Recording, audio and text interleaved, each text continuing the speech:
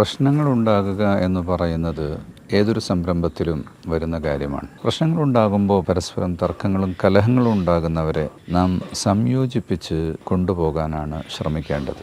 വസ്സുൽഹു ഖൈർ, എപ്പോഴും സുൽഹാണ് നല്ലത് എന്ന് വിശുദ്ധ ഖുർആൻ പറയുന്നുണ്ട്. അഫ്വ് ചെയ്യുക എന്ന് പറയുന്ന നബി സല്ലല്ലാഹു അലൈഹി വസല്ലം തങ്ങളുടെ ഏറ്റവും വലിയൊരു ക്വാളിറ്റി അതായിരുന്നു. 120 വർഷക്കാലം കലഹിച്ചിരുന്ന ഔസ് ഖസ്റജ് എന്ന് പറയുന്ന രണ്ട് കുടുംബത്തിലെ രണ്ട് ഗ്രൂപ്പുകളെ എങ്ങനെയാണ് നബി സല്ലല്ലാഹു അലൈഹി വസല്ലം തങ്ങൾ യോജിപ്പിച്ചത്?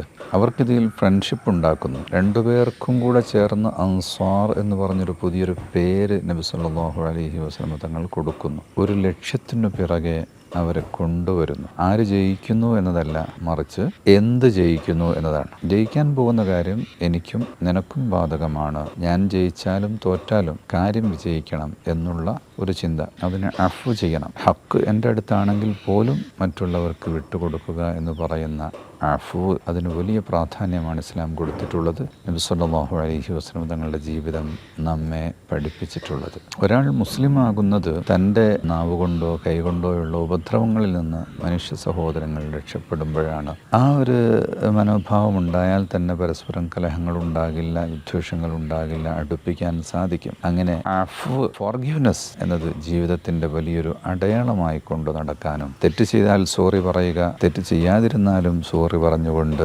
മറുപക്ഷത്തുള്ള ആളെ സന്തോഷിപ്പിക്കുക, പ്രശ്നങ്ങൾ പരിഹരിക്കാൻ വേണ്ടി ശ്രമിക്കുക.